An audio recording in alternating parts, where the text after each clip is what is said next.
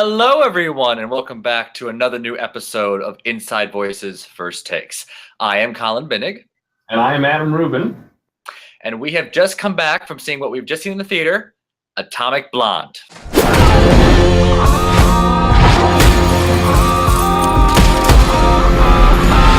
I think I fucking love you. That's too bad. She's a killer queen. Yes, indeed. Now, Adam, I will let you go first. I know you were very excited to see this movie. What were your first thoughts? I was very excited to see this movie. This is one where the trailer really intrigued me, really got me going. And when I went in to see the movie, I figured tonight we would be talking about John Wick. I was all ready to build this movie up and then compare it to John Wick. I felt like they were going to be very similar. And what I actually found was I thought in a lot of ways they are yin and yang movies. John Wick, both action-oriented movies, but whereas John Wick was a very, very dirt simple premise that was elevated by this really exquisite action. That's really what made that movie. I felt like Atomic Blonde was exquisite action, kind of muddied by this overcomplicated hodgepodge plot. I felt like the movie was overplotted for what it was. What did you think? And this is maybe as a result due to the marketing of the movie, but the marketing certainly made it seem like this was going to be Jane Wick. Can we just be honest? Yes. Certainly, yes. From the trailers, all the commercials perspective, for sure. I think that's what we all thought going in. Jane Wick, I love it. Yeah. Yeah, thank you. And that's definitely not what we got. And it's definitely not that is not the action. While part of it is definitely not the overriding charm of the movie. It has to do with more about yes, there is a very it's a much more spy movie than I think we were expecting. Like John Wick doesn't involve in the world of spies; it just involves the world of assassins, an underground world of assassins. Right. And Atomic Blonde had to deal with kind of like a Cold War, like almost like forgive me if I'm saying this wrong, but like a John le Carre novel, like a very kind of complicated. Did I say that wrong? See, I try to pronounce myself. Did I say that wrong? What is it? Admittedly, so John le Carre. John le Carre. Okay, I wasn't too far off. Okay. No comment. A John le Carre, spy novel. Lots of twists and turns. You don't know who's affiliated with who's working with whom, and I kind of found myself going along with it, especially in the end. But I think the first act took a little while to get me going to that moment. But once it got there, I was along for the ride, I say. Mm-hmm. Okay. I held my hand up because I thought you were inching towards spoiler territory, but very well controlled. I have some self-control after all. I know. Excellent. Yeah, no. I mean, I would only remove the word "kind of" from your preamble there. It is a spy movie. That's what it is. It is straight up a spy movie. So if you are a fan of spy, it's based on a graphic novel, and those influences certainly come through visually. But the movie's a spy movie. It takes place in 1989, right around the time that the Berlin Wall is falling down. Are you giving thumbs up to 1989? Birth year, baby. Woohoo! Not only the year of our births, but also the Berlin Wall had stood for 28 years in 1989. How about that? We are exactly mirror symmetry from the fall of the Berlin Wall. Yes. Anyway, so it is a straight spy film. It's a very plotted film, completely unlike John Wick. And the action, there are moments of action, but it's almost, I would say it's closer to a Bourne Identity movie. In that you are there for the plot and you get some action. That's a decent comparison. I would compare this movie more as like a period version of Salt. Because it involves like Russian and a double agent. You don't quite know where the lead character is fitting in terms of what her allegiance is to. I found myself comparing it to that movie quite a bit while watching it. So, and I enjoyed Salt. I didn't love Salt, but I actually quite enjoyed it a little bit. So I also enjoy this too. I like Salt very much, I have to say. Salt had some of the best stunt choreography at the time that I'd seen in a very long time. I really did enjoy the movie Salt. Okay. So before we get into spoiler territory and go a little deeper into this film, what advice do you have for our viewers? Should they see it this weekend or should they hold off? I think it's worth to see it. I think just go into it knowing that while there is action in it, it is not as much of it's not like the building momentum to the entire movie. Yes, there are great scenes of it, but that's not what really drives the movie. It's really about this, as you said, kind of convoluted. I would say, just twists and turns plot, but still, I think, enough to follow. And I'd say it's worth to go to the theater. Yes. Okay, so that's one seat from you. I found that I had trouble with the momentum of the film a bit, I have to say. And now maybe that was because I went in with the wrong expectations. I wasn't quite as willing to go along for the ride the whole time. So I have some reservations. That being said, I am an unequivocal see it simply for the one great action sequence. There is a long stretch of contiguous, what at least looks like one long camera shot action scene. It is worth the price of admission just for that scene, especially if you thought the movie was going to be Jane Wick. That is the scene where you're like, okay, good, I got my money's worth. This is great. And we are great. Worth seeing the whole movie for it. Absolutely. And we are for sure going to talk about that scene just right now. But if you don't want to hear any spoilers, everybody, go watch the movie. That's 2 see-its. Go watch it, and we'll wait.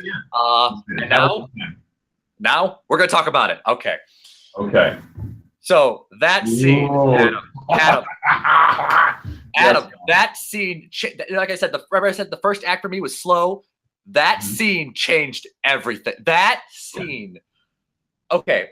And I don't know.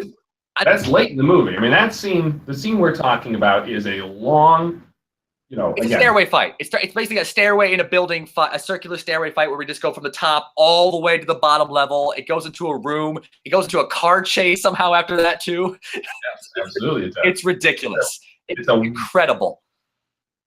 Gorgeous, gorgeous, gorgeous sequence. It's filmed perfectly. The seams between the cuts are blended perfectly, so it looks like it's all one shot. It is absolutely worth the price of admission, but it's not till pretty late in the movie. It's definitely like after the first act. It's late in the movie. Oh, for sure. Yeah. So you got to get through a lot of movie to get there, and a lot of it I thought was slow. So much. I say it wasn't too much for me to get to that point, because then for that. Okay, so in terms of comparing this scene to any others, I thought for the longest time, and this is from television, and I don't know if you've seen this specifically, but Daredevil on Netflix. Mm-hmm. A lot of people give it a lot of praise for there is a hallway fight scene that's basically one long continuous take, but you can tell how they cheat out of it by having like Daredevil go into different rooms and the camera doesn't follow. It just stays in the hallway, so you don't see him fighting, which I consider to be a bit of a cheat, but the scene is still great by itself. Mm-hmm. That's season 1. I understand what you mean. That's the trick of it. Yeah. Right. Well, in season 2, they even outdid that by having I swear to God, a stairwell fight scene that was I don't know if it was a prerequisite for this movie, but I swear to God, I think the same coordinator must have done it, because it is almost the exact same thing. It's literally a stairwell going down. He's taking out all bad guys. It goes into a different hall. He keeps going, all basically in one take, and I'm just like, holy, I didn't think they could top season 1, and now this. And that was my favorite long take fight I've ever seen until this movie. Atomic Blonde beats it. And oh my God, it is glory. I couldn't believe how long. And we were talking about this earlier with a different movie, but you're a big fan of the stunts of people falling down stairs, because that's a hard stunt to do, right? And we saw. I like how you say that I'm a fan of people falling downstairs. Well, the stunt itself is. They can, especially if you start to make, put little twists on it and put a little flair on it. It can be very tricky. Yes, absolutely. Well, remember we saw Fast and Furious 6 with the Letty fight, and you were very impressed. Like, oh man, they really tumbled down this. They tackled each other downstairs. That was impressive. This was that times 10. I don't know how those people are walking after falling down the stairs. I swear to God, someone got paralyzed. Someone's spine is never gonna be the same. I could not believe it. It was amazing. How did they shoot that? Oh my goodness. And it definitely, in real life, it definitely was different takes blended, stitched together. But the stitching was beautiful. But it was still shot in a way where you could buy, like, I obviously, like, when someone's like jacket gets really close to the camera, okay, that's maybe probably where they cut it. But it still looks so fluid. I didn't care. At that moment, I did not care. Illusion was perfect, and the choreography was beautiful, and most importantly, the direction was beautiful. The way the camera moved so that you always were focused on the right thing. You never lost a sense of what the geography was, where the people were in the fight, so you could always appreciate when the things were coming in and exiting frame. It was all done to perfection, which brings me to my much larger issue with the film, which is not so much that there's a lot of plot. I'm perfectly happy with the plot. It is, I think, a little bit crammed in there and a little bit unevenly parsed out what the plot is throughout the movie. But the bigger issue is the earlier fights. This is not the first fight, this very long, protracted sequence. There are earlier fights, especially I'm thinking of when our Atomic Blonde fights the police in Bruin. The first time the police show up when she's at the apartment. Yes. She has to fight them with the hose. Yes. The direction in that scene is not good. Not good at all. The fight choreography is great, and you can barely follow it because of the way that the camera work is done. And I found that to be very inconsistent throughout the film. I don't know if that was a second unit versus first unit problem or what exactly it was, but a lot of the fights fell very flat because they weren't shot well, and they weren't, the editing was done in such a way that you weren't able to track what the geography was. You weren't able to appreciate the combination of moves that were happening very much because it was all just kind of whoa, a mishmash. I was going to bring up that exact same point. You're absolutely right on the nose with this. There were only two action scenes before the big long one. There was the one in the car and the one in the apartment that you brought up.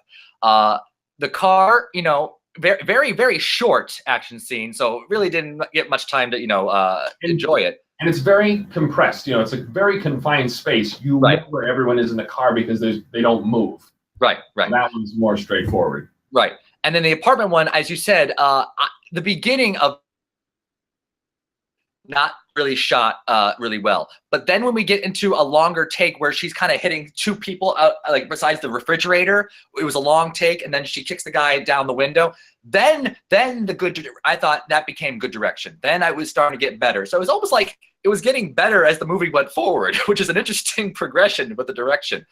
I think it had to do with, the first two fight scenes didn't really feel, and maybe it was the camera itself, but it didn't have like a handheld feel that the stairway fight had. Like that one, you could definitely tell was handheld, and the camera's just moving along with the fighting. And yet that looked better than like the stable shots we were getting from the first two fights. And again, which is almost the opposite of what should happen. Well, again, my suspicion is either it was the second unit director who was doing those fight scenes wasn't quite right, or that it was the conceit of this movie was we're going to make this movie and we're going to have this kick-ass stairwell fight, and that was the thing they'd been thinking about for 9 months and had been meticulously storyboarded and this and that. We ate up all the budget for that. Yeah, and there are some other fights, and we'll just get in there and we'll figure that out on the day, kind of thing. It may just have been that they put less effort into them. But whatever it was disappointing when you, especially again, my expectations being what they were, that I thought this was going to be a very action-heavy movie, particularly with the title Atomic Blonde. I was ready for some slap bang, let's get some action in there. And first action scene in the car, I liked, I was in it. And the second action scene, I'm like, oh, this is pretty inconsistent. And then I had to wait all the way to the third triumphant one to be like, oh, okay, this is glorious. This one was worth the whole movie. I don't care about it. I don't care what else happens. I'm glad I saw this. Literally 6 minutes. I mean, it feels like a long sequence. I swear to God, that's why I couldn't believe how long and how well the entire thing was. Like, it wasn't like it was really good in the beginning and kind of died off. No, it was phenomenal the whole way through. And I honestly can't believe it. I can't believe they pulled off a scene like that. I mean, it might be the best scene. It's a better scene than maybe anything in John Wick. I'm just saying, from a technical And from a lengths perspective, listen, John Wick is fantastic. Don't get me wrong, but I'm talking about those action scenes. While fluid, we do not get like a 6-minute long magna opus, that Atomic Blonde gave us. And I have to give it props. I think that was the best action scene, better than John Wick. Would you call it a magnum opus? Thank you. What did I say? Yeah, magna opus. I'm making a whatever. All right. Fun joke, Colin. Don't worry about it. So, but to get to your point about the plot, and you thought it was a little bit too much. Overplotted. Yeah, I thought it was overplotted. I thought about that initially as well, but I grew around to it basically because of a third act reveal, where for those seeing the movie, the whole mystery of this movie has to revolve around this double agent supposedly called Satchel, who apparently is. We're in the spoilers part of the video. We could just say. Well, okay. Go ahead. So really the movie's mystery is about, well, who is it? And for the most part, you think it's going to be James McAvoy's character, because he certainly, he tips off the Russians. He steals the list for himself. He's a double crosser for sure. He's shady. He's trying to screw her over from the first minute she's there. So that's what it seems like. And then we get to I think the scene in Paris where it's revealed, no, actually it's been the main character all along. So kind of like a behind the curtain moment, like Wizard of Oz. Like, oh, okay, I buy that as well. And so if that had been the reveal where she is Satchel, then that movie wouldn't maybe work as well for me. But then we get another double bluff. She's actually working with the American. She's not British or Russian. She's a good guy working for the American. Triple agent. Yes. It was a triple fake out. And when that moment happened, then I'm like, all right, I really enjoy this plot now, because I did not see a triple deke happen. I thought, like a double agent, there'll be two sides. Okay. And then when the third reveal happened, I'm like, well, this is actually pretty cool. This is really, I did not expect this. So you are pretty easy, Colin. Pretty easy. It's the lucky number 11 effect. If you can literally pull the curtain out from under me. Oh, surprise spoilers for lucky number 11. Well, I didn't say how it's similar. And that's true, but I'm just saying, if you can do a reveal like that, I'm gonna buy it. And I had a grin at the end of that movie. I'm like, all right. Everyone enjoys a good double cross, and especially a double cross. Yeah, I'd say triple cross. Funny, it's so easy. Well, listen, but my issue being, like, that's what the fact that we spent most of this conversation talking about the action is indicative of the fact that I don't really have any opinions about the main characters other than the action. Our actual Atomic Blonde, there's no real empathizing with her. There's no real identifying with her. She is just a weapon, pretty much the whole movie. I agree with you, and that's something that I think John Wick did do better in terms of, like, we literally spent like first 20 minutes like learning about this guy, seeing this guy's home life, empathizing with his loss, stuff like that. None of that. Atomic Blonde has none of that, and I agree with you there. But I will say, character. Yeah, I agree with that. I just thought the reveal at the end was good enough where I can buy the character's motivation then. And then for me, one of the shockingly strongest points of this movie, kind of like Baby Driver, was the soundtrack. I loved the soundtrack. Was amazing. Even like they were doing German covers of like David Bowie and Duran Duran. I totally bought it. And then the end. First of all, for any filmmaker out there, if you end a movie with Under Pressure by Queen and David Bowie, I'm already gonna give you a good grade. So well done, Atomic Blonde. Well done. Any excuse for an 80s score, right, Colin? Oh man, I was totally into it. Love the score. Love the soundtrack. Great job, man. And speaking of score, how do you score this film?